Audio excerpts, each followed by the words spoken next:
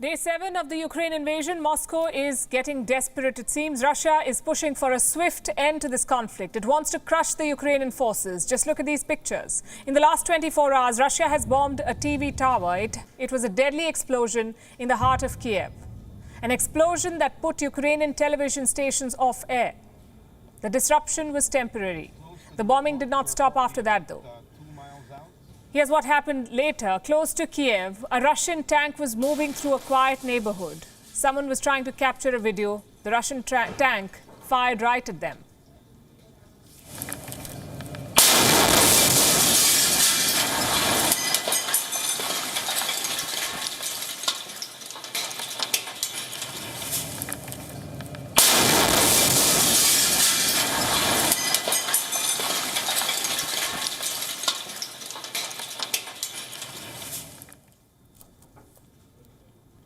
Russia has intensified the bombing of Ukraine. It is also claiming control of a major city. Is Moscow gearing up to install a puppet regime in Ukraine? Russia has co-opted a former Ukrainian president, a president who was always thought to be close to Russia. Where is this conflict going?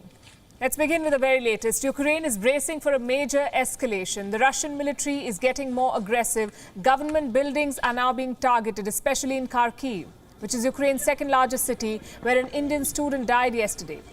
Kharkiv was pounded again today. A barrage of air and rocket strikes destroyed government offices.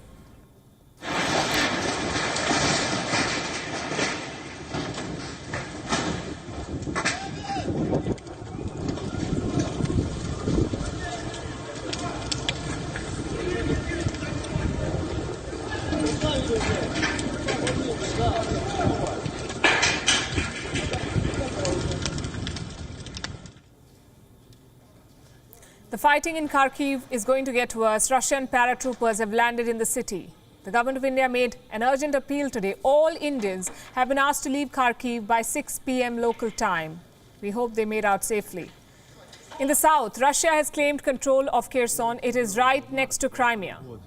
And this place is of strategic value to Russia. It links Crimea with mainland Ukraine. And from there, the Russian forces can put more pressure on the Ukrainian forces. But Russia's claims are being contested. Kherson's mayor says Russia controls just two assets, a railway station and a port.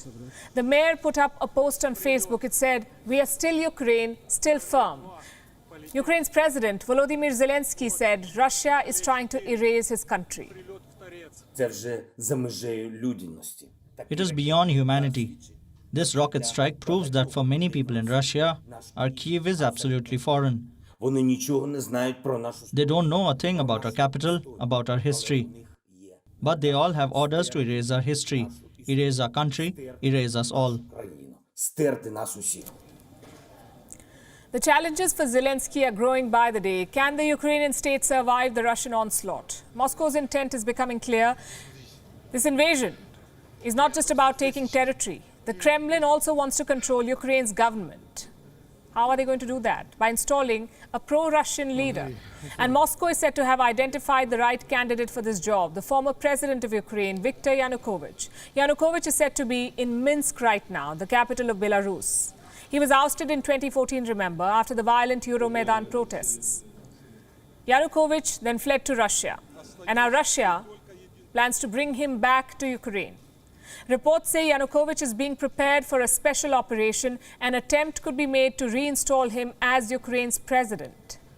And Kiev is taking these warnings seriously.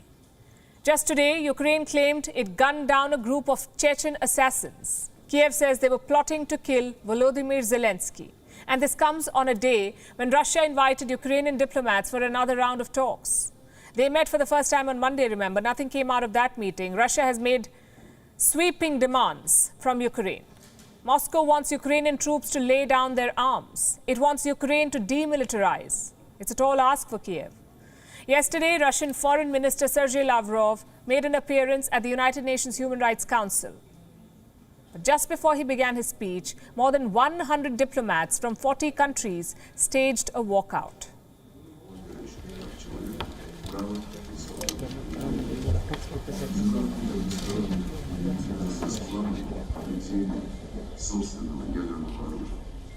прозвучавший на этот счет безответственно.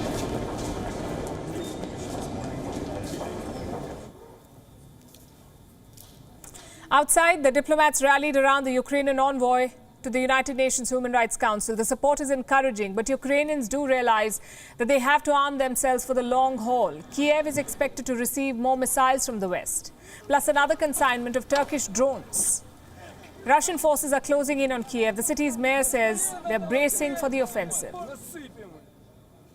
The enemy is pulling its troops closer to the capital. Bila Tserkva was shelled last night. Fighting continued in Bucha and Hostomel. We are getting ready and we will defend our city.